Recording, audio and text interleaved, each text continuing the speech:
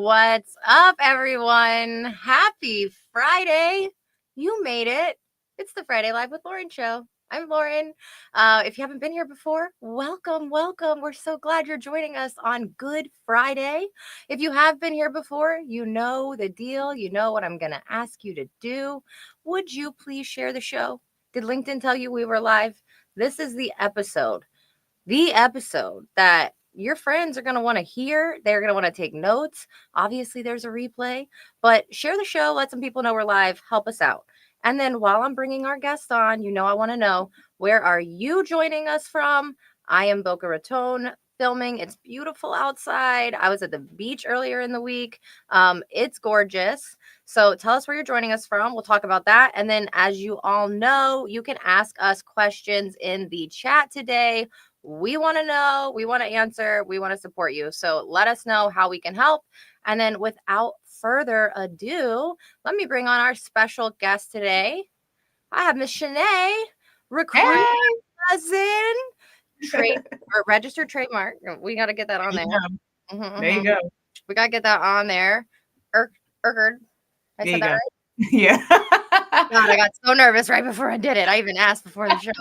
All right, y'all. It is Friday. I am stoked. I was hopeful to get Chenae on season 2. It just didn't happen. But now she's here for season 3. You all can thank Chenae for the wonderful introduction. You guys know I've had NECA on the show, who is amazing. I didn't meet NECA until Chenae gave me that amazing introduction. So you heard so much. She's great. Yes. And it's the people you know on this platform that really connect you, help elevate you, help lift you up, and put you in the rooms you're meant to be in. So thank you. I think I had NECA on twice, actually, since you introduced me to her. I absolutely love her. She's amazing. Yes. Okay, so while people are starting to hop on and tell us where they are joining us from, please tell us a little bit about yourself. Give us an introduction. Tell us where you're joining us from, all the things. Yeah, so my name is Chenae Erkerd. I sit in Durham, North Carolina. I'm originally from Camden, New Jersey. Came down here for school, went to St. Augustine's University in Raleigh, and then I transitioned over to law school at North Carolina Central University School of Law. Met my husband here, decided to stay here, got into recruiting because I did not pass the North Carolina bar. I did not want to give the state of North Carolina any more of my money. So I just decided to transition over into something different. And I tell everybody that in law school, you're not really taught how to do anything other than be an attorney. And so I had to kind of go on the journey to figure out what I could do with my law degree if I wasn't a practicing attorney. And so I was introduced to recruiting and then ultimately fell in love with it. And I have this mantra where I help people understand that I was a job seeker for 4 years before I landed my first full-time role with an advanced degree. So I teach people recruiters, the idea that we need to be the recruiter that we probably needed as a candidate. But I also have this mantra of, I would never forget what it feels like to be a candidate. So that's why I do a lot of the things I do in my personal time and just on the business side of everything, just to make sure that I'm giving everybody the best candidate experience possible. I love that you brought up the time frame it took you when you were in that position looking. Mm-hmm. I think a lot of people overlook that, especially once we get comfortable and settled in a new role, especially people with some pretty amazing tenure who maybe been at the same place for a long time. I think that we get so comfortable in that we forget our own journey. So I think it's so important that you talked about that right now in your introduction. Thank you for that. I help a number of job seekers and they're like, Lauren, it's been 3 months. It's been 4 months. It's been 6 months. Did you hear her? She said 4 years before she got to that with an advanced degree. So let's talk about all of that. We're going to talk about a lot of things that will help you today. I'm going to go over a quick overview for everybody so you know what to watch. Tune in where you will if you need to pop out for whatever you got going on. I know it's an hour show. It's a long time. So this is what you're going to catch and when you're going to catch it. First, we're going to talk about Jobseeker Organization. It is hard to stay organized in your day-to-day job. It is harder to stay organized as a job seeker. We're going to touch on all of these things, why it's hard, how to fix it, how to stay organized, some actionable tips. We're going to go over what comes next. When you find yourself laid off, when you find yourself in a career pivot, what comes next? Most importantly, where are we investing our resources? Because where we're investing our resources matter, our money matters, especially if we don't have income coming in. Where do we invest? And then we're going to talk about a hard topic, like what gives? Like, why am I not getting a job? Is it me? Is it me? Is it you? Is it them? It could be both. It could be one. It could be the other. But we're really going to get into this. And sometimes this is an uncomfortable conversation to have. Yeah. So this is not meant to hurt anybody's feelings. But this is really when we talk about being the recruiter that you needed. Sometimes you need somebody to be honest with you and really have these conversations that help you grow. That's the point. If it's not helping you grow, then it's just somebody being mean to you. But if somebody is telling you what will help you and it will help you grow, you need to listen and like actually take note of that. And then finally, I think that Chenae gets this, taking a break from your job search. Like the first thing she said to me is like, we got to talk about that. It's okay to take a break. Mm-hmm. It's okay. And then at the end, we'll drop a fun Friday fact on you all. We'll play a really fun game of this or that. So stay tuned for that. But let's jump back to the beginning. We're going to start off with Jobseeker Organization. So Chenae, take us away when you're first starting to work with somebody who's in their job search. Where do you tell them to start in terms of staying organized? Yeah. So I think the first thing I'll say is I ask a question, right? I don't start with a demand or advice. I start with a question. And my question is, where are you in your search? Because most of the time it's more so, have you already contacted other career coaches? Have you employed other people who are making you pay hundreds, if not thousands of dollars? And have you gotten something out of their service? Have you researched? I ask those questions too, because some people who come into my inbox, they'll normally want a quick answer. And that's not always, like, I can't always give a one sentence answer and then it'll spill to the rest of your job search. And so there are times where I'll ask kind of, where are you? How can I help? How can I meet you where you are and then take you further?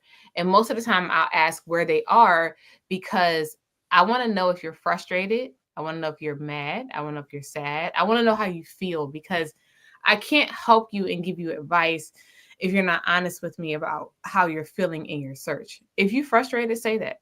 If you're angry, say that. If you are traumatized, say that. If you're fine, say that.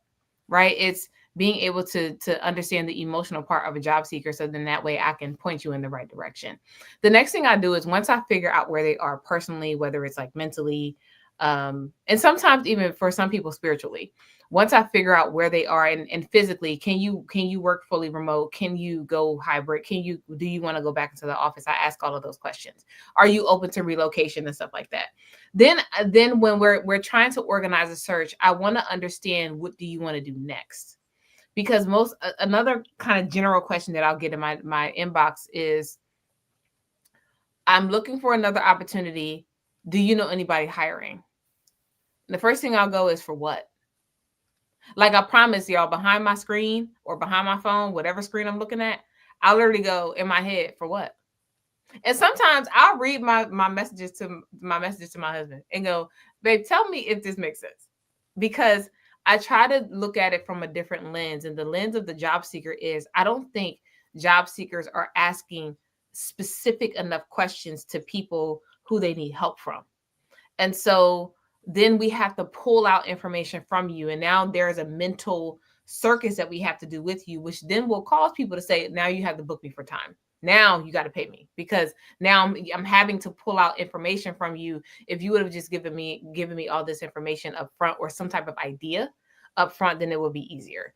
So if I get questions like, can you help me find my next opportunity? And then, can you help me find a job? I'll go, where? When they tell me where, then we'll kind of get on a call to fully understand, what industry are you trying to go into? Are you trying to stay in the same type of position, just a different industry? Is it vice versa?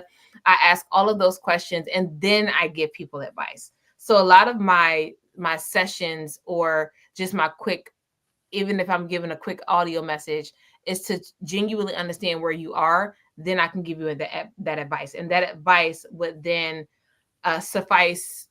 will be sufficed with, here's an industry you can look in. Here are some ideas around your skill set.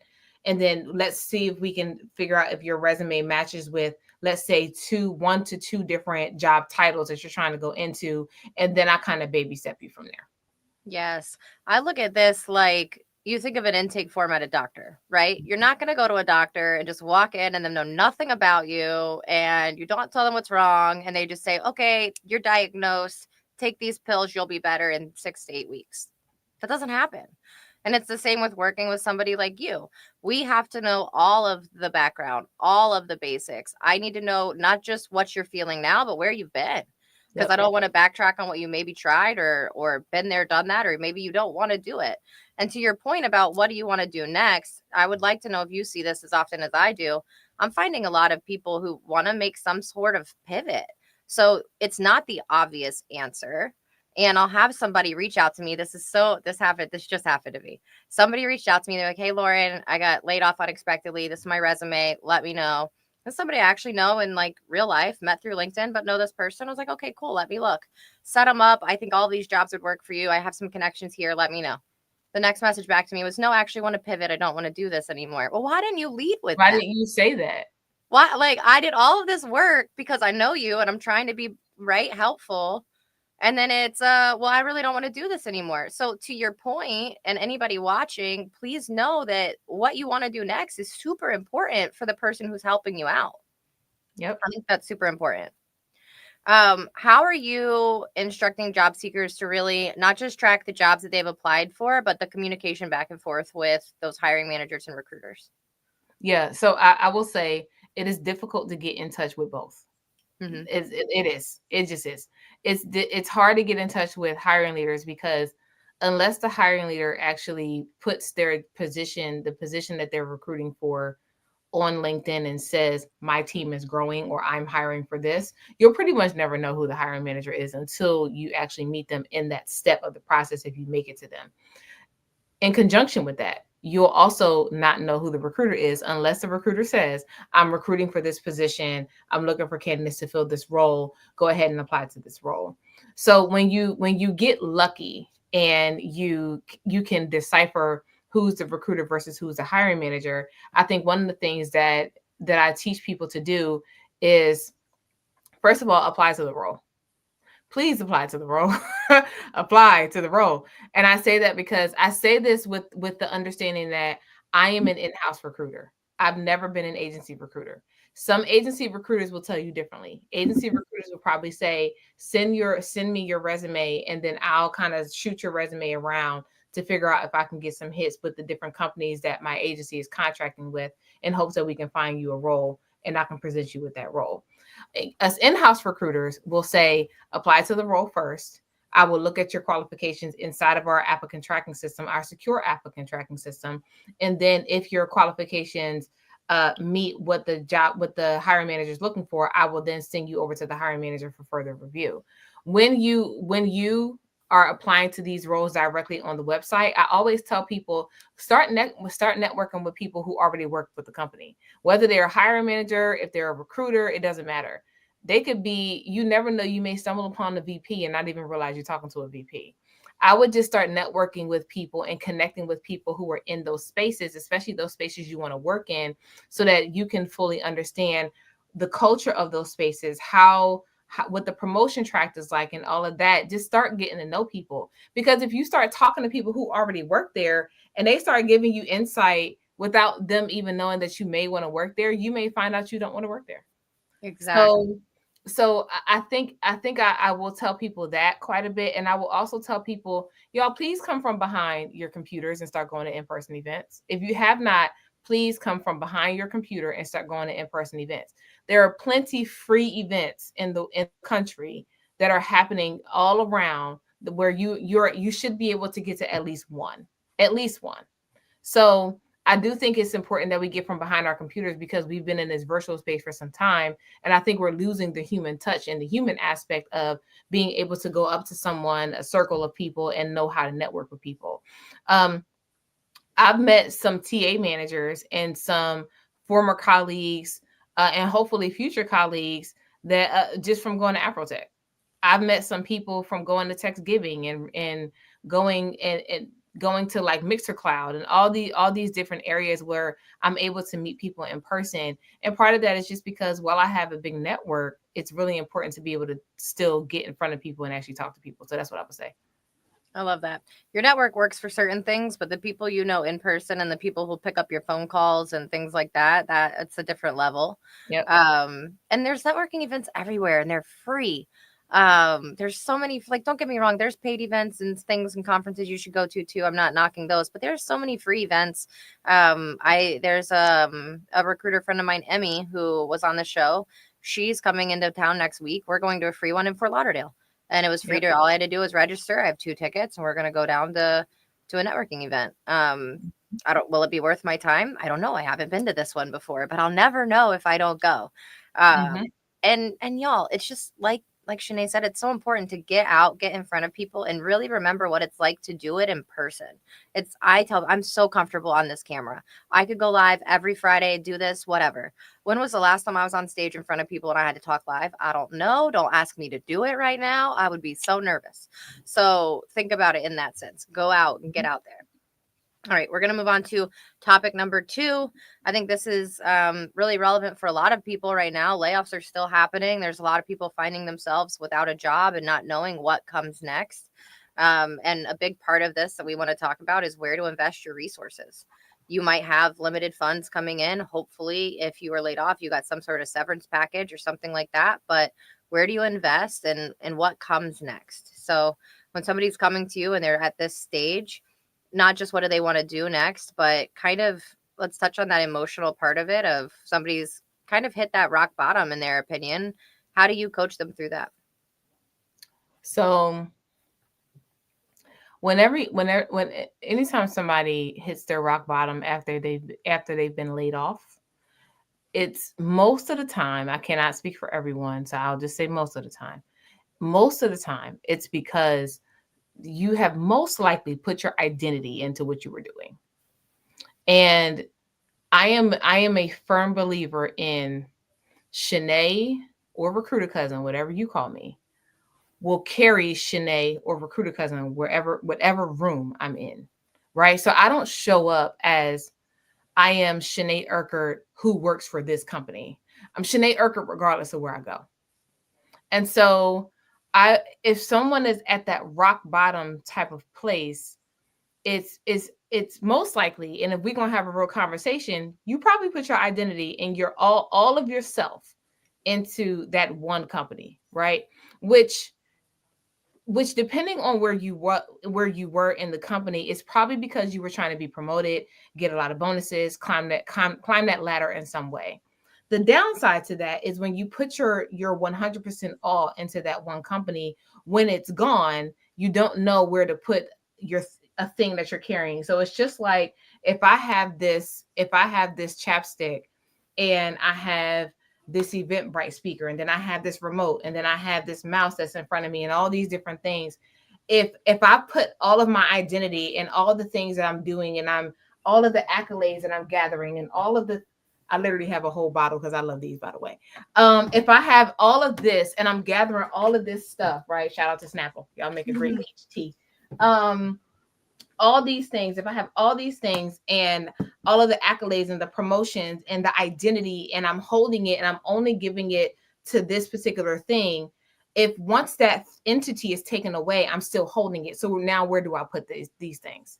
If I don't charge myself back up and constantly invest in myself, then I'm always going to put my identity into whatever I'm attached to. So I would say that for someone who hit rock bottom, is most of the time it's because of that. And then we have to figure out, did you hit rock bottom because you stopped networking because you got comfortable in your job? Because most of the time when people stop networking, it's because they don't need to. So they find that because they've reached that pinnacle or that place of, now I got my position, now I don't need to network no more. When they no longer have that position, now all of a sudden they need to network again. So I tell people, y'all need to keep networking when you don't need help. That is the most crucial thing about your character. You're able to network and help people when you yourself do not need help. So that way, when you're in a position where you need help, your network would jump at the opportunity to help you just because you gave of yourself in a place where you technically didn't need to, but your heart posture was saying, let me help these people. I do all of that when people go, they're probably at rock bottom, and now how can I figure out how to help them dig themselves out? I have that real conversation with them, and then the question then becomes, like you just asked, what's next? The next is, how can you now, whatever company you're trying to go into, or if you're trying to be an entrepreneur at this point, how can you then not do that next time? How can you then put all of your energy into what you're doing and building inside yourself, so that when you go to that next entity is just a building. It is a building filled with people who work in the building. That's it. And it's being able to say, all right, in my next job search, this is literally what I do, but where is my passion project? If your passion project is in your job and is in the area of your profession, great. How are you able to take that passion, turn it into nonprofit, turn it into volunteer opportunities, turn it into what gives you energy outside of work? So I challenge people in that way when they're trying to figure out what's next, because so many of us, and I'll say us because I've done it at some point in my career, so many of us put our identities into all of the companies that we're working for. But when you retire or when you're not working, you forget how to have fun and you forget how to live and all of those things. So I challenge people in different areas, and that's some of the ways that I challenge people when they're trying to figure out what's next. So important. I know Andre was talking in the comments about liking the idea of meetups, where to go. He said he's in the Austin, Texas area. It's one thing is you have to look for these things. I'll tell you, Andre, like you're not just going to find them on your lap, but when you do find them and you start searching for them, they will start popping up for you. It's kind of like our phones listen to us and track us, right? So once your search engines all realize you want to go to these events, they will pop up. It sounds very basic, but for me, I started by just using Eventbrite in my area, finding some local networking events, and then I kind of ventured out from there. I'm sure Chenae has some other ideas for you. I actually said the same thing to him in the chat. I said use Eventbrite and just use like mixers or networking events that are local to wherever he is. Yep. And I also do, I find some on Facebook sometimes. Well, I used to, I got a lifetime ban on Facebook, but that's a different conversation. Gotta say what's up to Bobby. Hey, Bobby popped in to say hello. Bobby was on this show. That was a wonderful, wonderful episode. And then, yes, help when you don't need to. I always tell people, send the elevator back down, right? Like somebody helped you get to the point where you were at. Just send the elevator back down. Somebody's recommending Meetup. Mike's recommending Meetup. Andre, I haven't used that one personally. But yeah, Mixer Clouds, Meetup. Okay, and Mike says you can find stuff on Slack and Discord too. So there's a ton of ways to find it and find those people. But I think it's super important that you do get yourself out there. I don't think you need to, we're going to talk about investing resources. I don't think you need to pay money to go to those things at this point. If you're like first starting to get back into networking, I don't think it's super important for you to spend a lot of money to go to these events. Go to a couple free ones first and like get your feet back in the water, so to say. But let's talk about where people should invest their resources, Chenae. I know when somebody is at this point where maybe they've been in their job search for a long time, they're not getting results, or maybe when they first started in their job search, they just invested a lot of money right away and they didn't get results. Where do you think it's important to invest? At what stage? Let's like break that down for job seekers. Yeah, so I think it's important for people to understand that if you don't know what's next, that's where a career coach comes in. If you don't fully understand what you need to, where you want to go, you either employ a career coach or you go to a mentor. Cheapest way is to go to a mentor. If for whatever reason you need a very unbiased opinion and unbiased kind of way of thinking, your mentor at some point, depending on how close you are, will probably get biased at some point. And because they're going to think you're great at everything, which they should. A career coach who doesn't know you and is trying to get to know you is going to want to pull out a lot of the areas of improvements that you may need to invest in that way and focus on. And then like for somebody like me, who's also a career coach, I will literally give you a map of where I think you should go based on the information that you give me. And that's another thing. Lauren, you just mentioned somebody that you did all this work, and if you would have had just a little bit more information, you wouldn't have had to do all that work. Literally, the only way we can help you is if you help us help you. And so as much information as you give us to go off on will be literally the amount of information that we'll be able to give back. And so those are the things that I would say when you're trying to employ or trying to thinking about when to employ somebody. It's also when you're stuck, when you feel like you're all over the place. And I call this somebody said it to me and I adopted it. When you're applying for a job and you spraying and praying, like you just see a bunch of jobs on a bunch of different boards or LinkedIn or Google or wherever you're searching, and you're just spraying and praying and you're applying to every single thing that comes across your screen. At that point, that's when you know you need to employ a career coach, especially when some of these people, some of the salespeople specifically, will apply to so many different positions within a short amount of time in hopes that they land somewhere. And so I tell my salespeople all the time, there are a bunch of salespeople in the world. Everybody most likely is going to meet a sales minimum qualification on a job description. That's when you need to take it a step further to fully understand, how do I navigate through the job search process as a sales professional, and how do I lessen my competition so that I'm seen as an ideal fit. So I think you have to determine when are you hitting the wall. And then if you want to make it easier on yourself, I would just employ a career coach at the very beginning, so you don't do all this work, get frustrated, and now you got to spend some money on somebody. Yeah, because then you're just starting from so far behind, right? Yep. Like you've put in all this effort that really got you nowhere. So I think that's wonderful advice.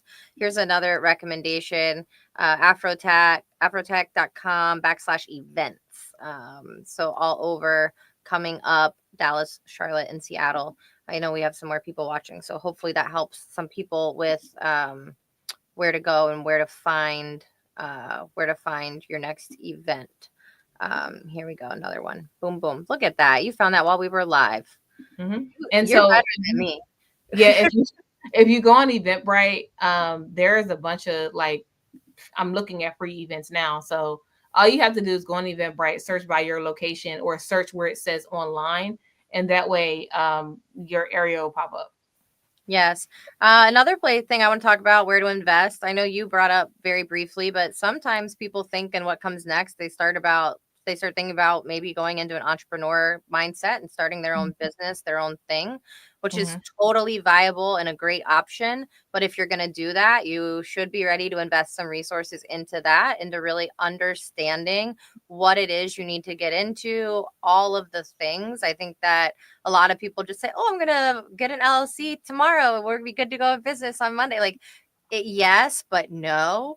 When I first started my recruiting agency, I reached out to some people who did it, and they were like, "Oh, well, you're probably not thinking you need this insurance and you need this, and make sure you have this, and y'all like get an accountant and get a therapist, get all of the things." Like, so that's a big investment. I think sometimes people think, "Oh, well, I could just start a company and it wouldn't be that expensive. It wouldn't have a lot of overhead or whatnot." But there's a lot of investment that goes into that too. And you're working for yourself now. Do you want to tap into like what's that felt like for you to invest in that? So, I don't know, to be honest. Like, I don't know how it's felt, just because I know so many like TA professionals, and I don't feel like I'm working for myself. I honestly don't even think about it, to be honest. I just know, one, I needed a break. And I know that I needed to get myself together in terms of, like, am I ready to go back into another company? When I do go back to another company, the environment has to be different than the one I just left. I have some stipulations that I know I needed to understand before I went into another situation. Met some amazing TA managers on my search. I know one TA manager right now. I'm in close contact with him. He is absolutely amazing and is an amazing manager. So I would say what it's been like for me. It's been eye-opening in terms of not scary or anything. It's just eye-opening in terms of I think I now fully understand my potential. I think I've reached this place too where I maybe I want to go on. Maybe I like entrepreneurship.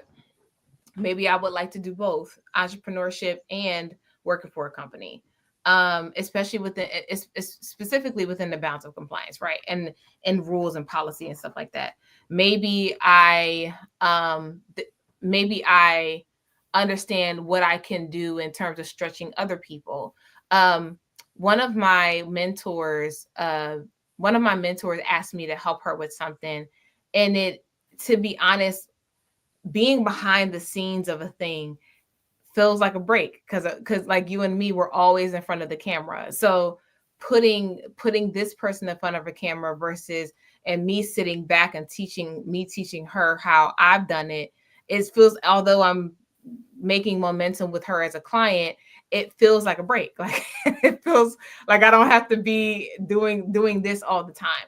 While I love doing this and it gives me energy, you still need a break from it. So I would say being an entrepreneur, I was an entrepreneur before and I didn't do it the right way.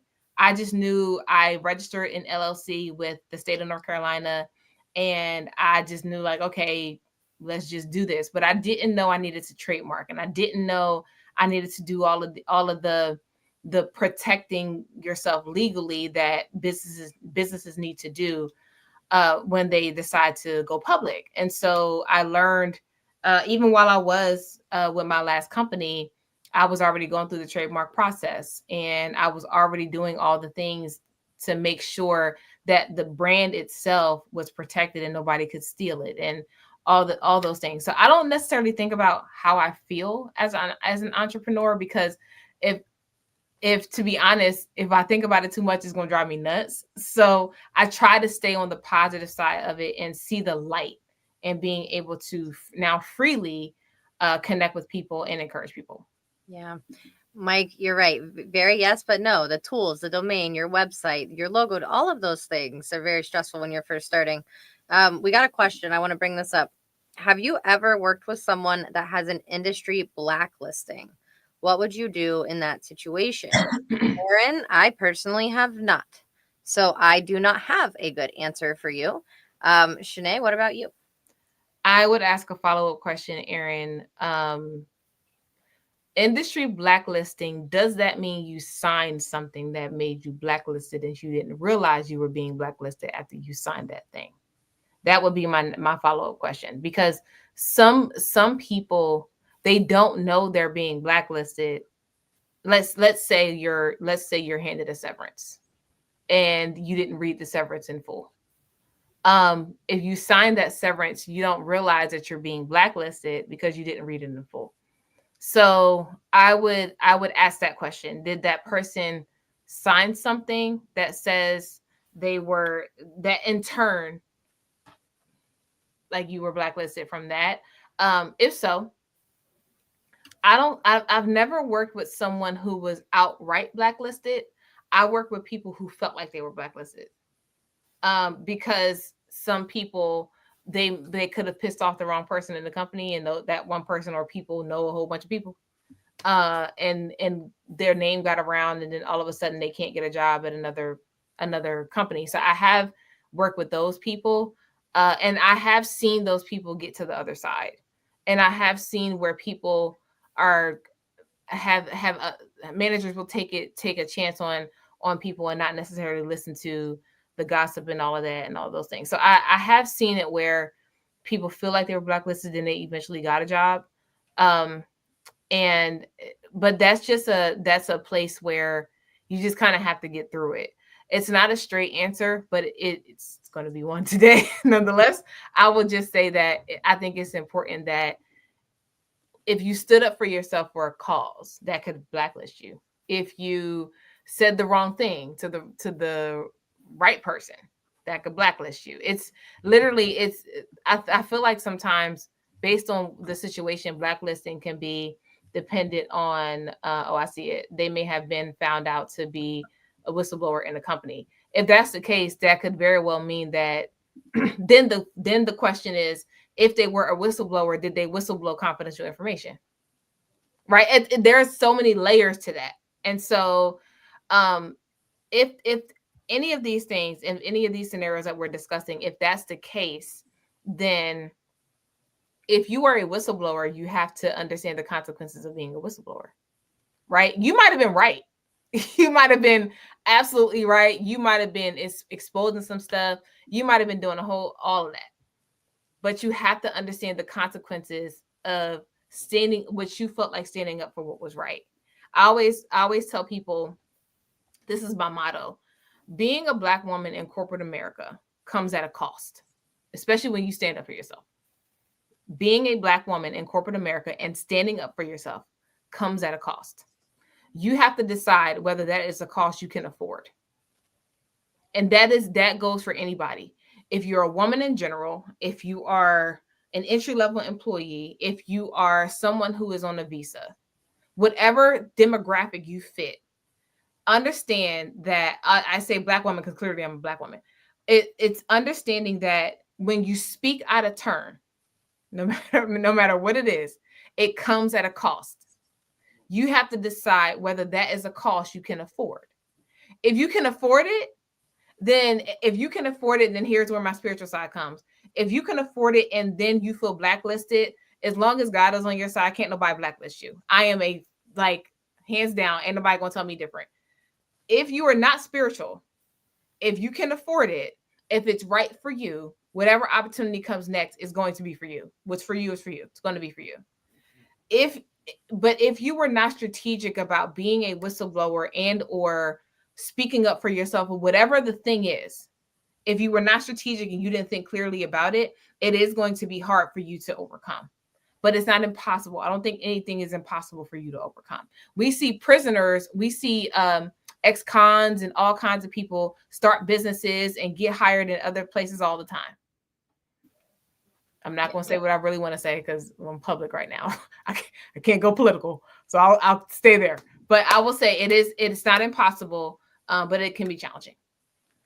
You can do anything regardless of your background, is what Chenae is trying to say. Mm-hmm. You can literally do anything, be anything, and be anyone you want to be. So just know that you are good. Yeah, I know, I feel you. We're not going to get into it, but we're going to move into the topic that you all came here today for. So you want to know why you're not getting hired. Oh my God, how long have you been in your job search? Let me know. I know it's exhausting. I'm so sorry if this is where you're at, because it's awful. But we're going to talk about what gives. Is it you? Is it them? Is it both? Is it neither? Chenae, when you're talking to somebody and they're like, I'm just not getting a job, I'm not getting hired, let's break this down in a couple scenarios, right? Let's talk about first scenario, person's not getting interviews at all. And let's talk about second scenario, person getting interviews, always getting the last round and never getting the job, because we've dealt with both. So let's talk first. Okay, we're coming at you. We've been in this job search for a long time, but what gives? I'm not getting hired. I'm not getting any interviews. Yeah. So if you're not getting interviews, I would then say Lauren and I have clearly worked in applicant tracking system because we're recruiters. We've at some point have worked with the company that contracts with a company that is a specific applicant tracking system. And inside of that applicant tracking system, we can see internally who apply for the role and all those things. What we don't tell you that we can see is how many people are applied to that role. And so there are many times, depending on the profession, let's say if it's a basic customer service based role, if it's a basic, and I mean basic customer service based role, you are 1 in thousands. If it says high school diploma, you are 1 in probably millions at that point. If it's a position that is asking you for a bachelor's degree in a specific area, you're probably 1 in hundreds. And in some cases, still 1 in thousands. Because you also have to remember, depending on when the job was posted, let's say I'm about to post a role May 1st. And let's say most people in the country who are graduating from college in May will probably see that. And they'll probably see it right before their graduation or just after their graduation. So that means that if it's an entry level role, you've been looking for a job and now you're competing with all the people who are graduating around the country.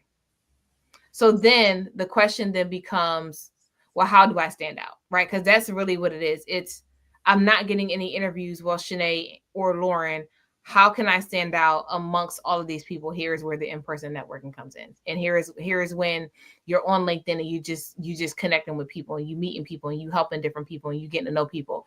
It's sometimes even as simple as, I'll tell you on this live right now, Coral, Akenji, Katina, those are 3 people that stand out to me right now that I've talked to numerous times.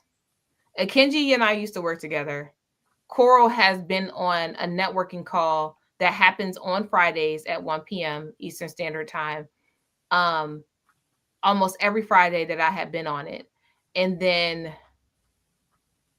I forgot the last person I said. But the last person, Katina. Katina and I used to also work together, but all 3 of these people comment on my stuff all the time, or send me a DM, or will like or engage with something that I've posted. And so if there was something that Cora, for example, saw, and let's say Lauren was recruiting for that role, it wouldn't be an issue with me sending Coral's name over to Lauren because I see Coral's name all the time. So it's even as simple as that. I don't think people are understanding the basics of LinkedIn. I think everybody's overcomplicating it. If you're reposting and liking and commenting and all that, and it's a consistent thing, that person, even if they have a big following, will see it. And they'll go, oh, this person comments a lot. Or this person sends me a DM from time to time. So it's standing out can also be something as simple as that. Once you finally actually get to a place where you've made it to the hiring manager. So now we're breaking this down to, let's say 100 people apply to the role. Most of the time, the recruiter probably will only send 25 of the 100 people that apply to the role over to the hiring manager based on who meets the basic minimum qualifications first. And then of the 100 people, who are the absolute strongest people of those 100 people, right? So then if it's 25 people of that 100, they send them over to the hiring manager. The question then becomes, okay, how can I stand out to the hiring leader? That is up to the hiring leader. That has nothing to do with us. We send the most qualified people based on the information we get from the hiring leader and the information we find out about the role and the team, and then pair that with your qualifications you have listed on your resume. If your resume is not clear, go to a good resume writer to help you clear it up. Because there have been many times where we see people who meet minimum qualifications or don't based on how their resume is written. Then you get to the hiring manager, then the question becomes, how do I get the interview? And then how am I successful in the interview? It all depends on how you sell yourself to the hiring leader. The hiring leader is now the expert. They're the person who they're going to hire you for the role. You're going to report to them most likely. So you need to impress them based on your skill set. The question, the basing and impressing them based on your skill set comes from the terminology that you know, the application of the terminology, the application of your skill set, those behavioral based STAR method type or CAR method type of questions. Then the question is, I've interviewed, but now I can't get the role. Why is that? It's probably because of how you interviewed. So here's the thing. There's a difference between being so qualified and amazing on paper, but delivering that information to the interviewing panel.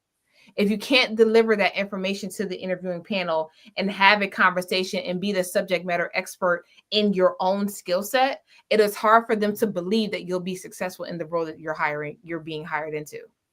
The nuances of what we're talking about here, it also comes from the questions that we ask as recruiters. Will ask what your salary expectation is. If you have a salary expectation of 200K, but you can't speak to 200K skill set, then you don't deserve 200K.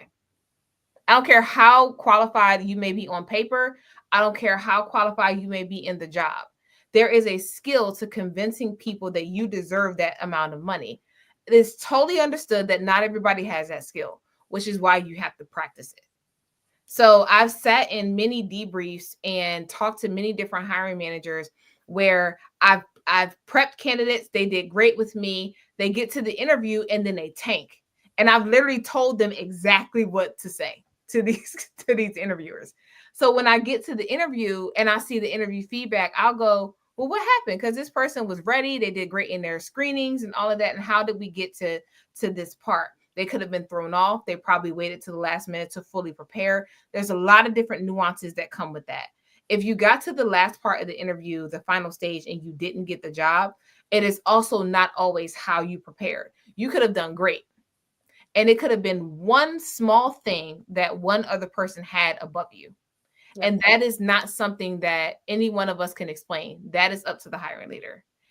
Then, Chenae or Lauren, do you have any feedback? There is, depending on the company that we're currently working for, it's not always possible to give that feedback in depth. So we try to give surface level feedback to help you understand how you can improve later. There's so many kind of steps to the recruiting process that people have to understand. And it's not always explainable if you don't get a job, but most of the time it's how you showed up in your interview. Yes. And this is true. Speaking can be subjective. Your body language matters. What you say matters. I always tell people when you're in a job interview, yes, you want to sell your story and you want to explain how well you can do this job. But I also, this is funny because you have a law degree. I also think about it as like, if I'm on stand testifying, I'm not saying anything extra. Like I'm answering the question and I'm getting it out, but I'm not going to say anything extra to let you hold something against me that maybe could have been interpreted the wrong way. I'm gonna answer your question. This is how I did that. This was the result. That's how it impacted us today. Moving on. Like I tell people sometimes you got to also know when to shut up in an interview. And I say that in the nicest way possible. But half the time it's like nobody knew you had 6 kids until you mentioned in your interview that you left work 4 times because of the, you know what I mean? Like you got to be careful about how much you're willing to give out in an interview too. Ben wants to know, is charisma more important than actually using keywords or jargon during an interview? I don't really recommend to use keywords. It's a healthy balance.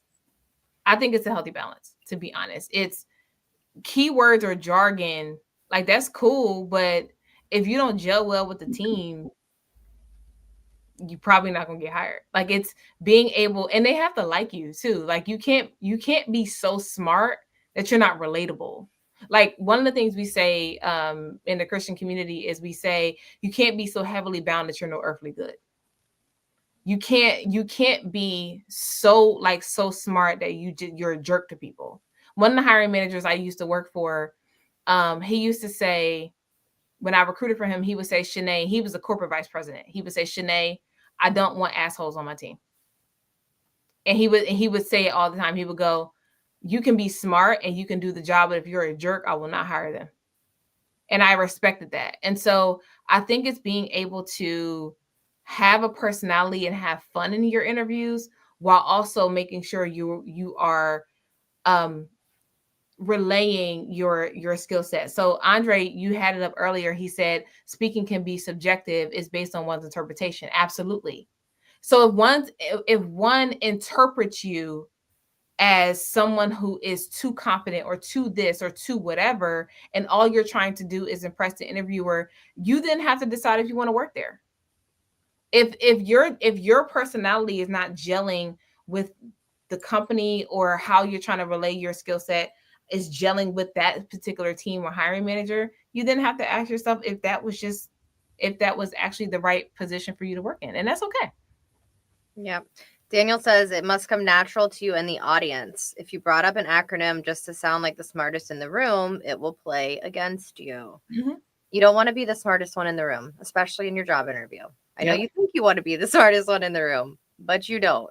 I recruit medical doctors half the time, and they're some of the kindest people on the phone. And one time I said to somebody, I'm like, I'm just a recruiter. And she was like, don't ever say that again. Don't ever say I'm just the recruiter ever again. She called me on it. I was like, okay. But I mean, it's got to come off natural, and you got to be polite and kind and willing to help. Okay, here we go. Certain chambers of commerce cities also sponsor networking events in local communities. Yes, your local community probably does more than you even realize in terms of networking events. We were talking about that earlier if you just popped in. Okay, we only got 10 minutes left, and we want to talk about this. This is super important. It is okay if you ever get to the point in your job search where you feel the need to take a break. Yes. Totally okay, acceptable. Nobody, I want to say nobody will look down on you, but I think, Chenae, like if we're having a real honest conversation, people will look down on you for taking a break. People will judge you. It's true. It's going to happen. There's going to be people who have whatever type of opinion and feeling they're going to have. But newsflash, people are going to have an opinion based on how long your job search was. They're going to have an opinion based on what kind of car you drive. They're going to have an opinion based on what you look like and if you present yourself and did you put on makeup today or whatever the thing is. Like everybody's going to have an opinion over something. The only thing I want to say about this before I let Chenae take it away is that you're probably worried about other people's opinions a little more than they're even worried about you. Yep. So, Chenae, what do you think about taking a break, and how do you coach people that maybe it's time? So, just going back to my original point, there are some people in the world who they may need to take a break because they were traumatized in their last role. And if you need to take a break, please take a break. You don't have to look for a job immediately. Please take a break because you don't want to carry that baggage into your next opportunity. You want to be able to start fresh. So if you need some time to yourself to heal, that is totally fine. I remember I said I said something to somebody who I used to work for. I said, when I'm speaking, there is a difference between me being disrespectful and you being triggered. I'm not disrespecting you. You just don't like what I said. It's two different things. What I then said to myself, I didn't say this out loud. What I said to myself was, if you feel some kind of way, go somewhere and heal. You can't do anything, or you can't even work effectively if you have not healed from the place that hurt you. So I would suggest people take a break because it's 100% fine to make sure that you're in a good place and that whatever you're going into is not going to further your mental health from being healed. And I did see what Aaron said. He said a recruiter just recently called me out for taking a career break. That is not the recruiter you need to work with. Like, not every recruiter is for you, y'all, for real. Not every recruiter is a good recruiter. Just like not every manager is a bad manager or a good manager. You'll have to find your people as you go. The question will be, why did you take a career break? Just be honest. If your honesty isn't enough, you don't want to work there. Because if I can't be honest with my recruiter or my hiring manager up front, if I'm in a meeting, am I going to feel comfortable opening my mouth? I don't want to work for a company where I don't feel comfortable opening my mouth. So there are so many different things. I don't think job seekers fully understand the power that you all have. There's so much power in testing certain situations and deciding based on that test if you want to work with those people or for those companies. So I think we need to take the desperation out of our search for a second, with the understanding that people about to lose houses and apartments and cars and they need to pay bills. That is fully understood. There is a part in desperation, though, when y'all will accept anything. Please stop doing that. If you accept anything, you're underpaid, you're undervalued, and which then will play at some point to your mental health and all of these things, and you'll begin to spiral. All of that said, Aaron, if there is someone, a recruiter specifically, who called you out for taking a break, don't work with that recruiter. And if they called you out, have a conversation. If you can't have a conversation, that's how you know you don't need to work with that recruiter. That's how you know that recruiter's not for you. So we have so much power. You all have so much power. So many of us we're not using it in the right way. Well, and it can be scary to understand that you have that power, because it's like, well, I finally got the interview. Well, I finally got to the negotiation phase. Well, I finally got here. If you got there, you will get there again. And like Chenae said, what is for you is for you. Right? So if you're not willing to have these conversations or say these things, you're going to end up in a place that's probably not for you. Mm-hmm. You're going to end up working with us again in 6 months or a year. You're not going to be happy. You'll be back to investing your resources and doing the whole thing all over again. Yeah. Sometimes taking a break is the right choice, because it can help you get that clarity and really understand where do you want to go next. Sometimes we don't know that answer, but we rush so fast into, I got to just get a job tomorrow. that we don't ever really figure it out. And then one day you wake up and like, you're not just in the wrong room, but you're in the wrong city and town. And how did I get here? And where did we go? And it's like you spiraled and there's no way out of that. So taking a break sometimes can help you from that. It's all right. We're going to do our Fun Friday fact. While Chenae is thinking of that and making sure she knows her Fun Friday fact, we're going to do a really quick game of this or that. Are you ready? Mm-hmm. All right. So do you prefer a LinkedIn DM or somebody to email you for outreach? A LinkedIn DM. Please send me a LinkedIn DM. I can't keep up with LinkedIn email and all the things. One, LinkedIn DM. See, and this is where I think it's important to also understand how to work with certain people. Like my about section says to email me, not to DM me, because I only keep up with one or the other. Like pay attention to how the person you want to work with likes to be communicated with. And y'all, it's easy to ask. It's super easy. If you DM me and said, hey, I wanted to shoot you over my resume. Do you prefer it here in email? I will respond to you any day and say, email, please. Thanks so much. Yep. Okay, this or that. First interview nerves or final round butterflies? I would probably say first interview nerves. Yeah. I would prefer the first interview nerves because it's understood. Right. It's by the time you get to the final round, you need to be so prepared because you're trying to get this job. You need to be so prepared. Like, we don't have time for nerves right now. We need this job. We need, as what we call it on the street, we need this bag. Exactly. So I would say first interview nerves, just because get the nerves out the way and then continue being an expert in what you do. Okay, if you're interviewing at a new company and the perk options are either free lunch every day or Fridays work from home, what are you picking? Oh, Fridays work from home. I can eat at home. You can't eat at home every day. Mm-hmm. Oh, I got food in the house. If you work and live close enough, I guess you can. You take your or food. I can bring lunch. I can bring lunch to work. You bring lunch to work. I see. I'm weird. I want a hot meal every day for lunch. So I think I would pick free lunch every day over Friday. Yeah, I work from home on Fridays. Okay, if you're in an interview, you want to wear you full suit, or you gonna do business casual for interviews? Business casual. Like I'm at home, right? Like if we're thinking about this remote work situation, most of the time, y'all, if I've interviewed, I probably got on a button up and like some sweatpants. So I would say business casual. It's just more comfortable. Yeah, no, I agree. All right, last one for LinkedIn connections. A note or a no note with that request? Oh, that depends. I see. That's not an easy one for me. That depends. A note would be cool if you know somebody who knows me, and then like Lauren said, Chenae, reach out for me to reach out to you. Lauren who? Lauren Surman. Oh, I know Lauren. Cool. Okay, great. But then depending on who it is, like if somebody don't send me a note, but they're one of my sorors or we went to the same school or something like that, and so it depends. It just I would say write a note if you don't know that person. Write a note if you don't know. All right, now you know. Okay, so tell us what's your Fun Friday fact? My fun Friday fact is this is gonna be very random, but it's personal. I was born with 2 teeth. With 2 teeth? Mm-hmm. I was born with my 2 bottom teeth. My mom, when she was pregnant with me, she didn't like. She's not a dairy person. She's still not a dairy person, and the doctor told her she didn't have enough calcium, so she doesn't like milk. So she can do dairy. She doesn't like milk, so she could do like cheese, whatever has cheese in it, or milkshakes or ice cream and stuff like that. So she would eat as much ice cream and whatever has cheese in it and milkshakes, and she overdid it. So I came out with 2 teeth. Oh my gosh, that's so funny. I've never heard that before.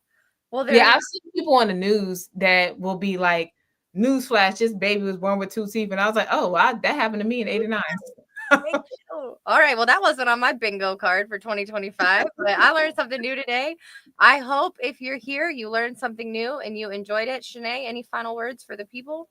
Yeah, I would just say real quick, y'all, this job market is a beast, but so are you. Please don't let this job market affect or make you feel like you don't know your worth, because your worth should not be tied to a company. Your worth is tied to you. So please make sure you are taking time with yourself, taking care of yourself, giving yourself grace. And when you get tired, take a break. And when you're not tired, just keep on moving. Yes, keep it moving when you can. Rest when you need to. It's important. You got one body that's got to carry you through this life. Take care of it. All right, y'all. Happy Good Friday. You know what I always say. If you didn't like it, don't come back. See you next week.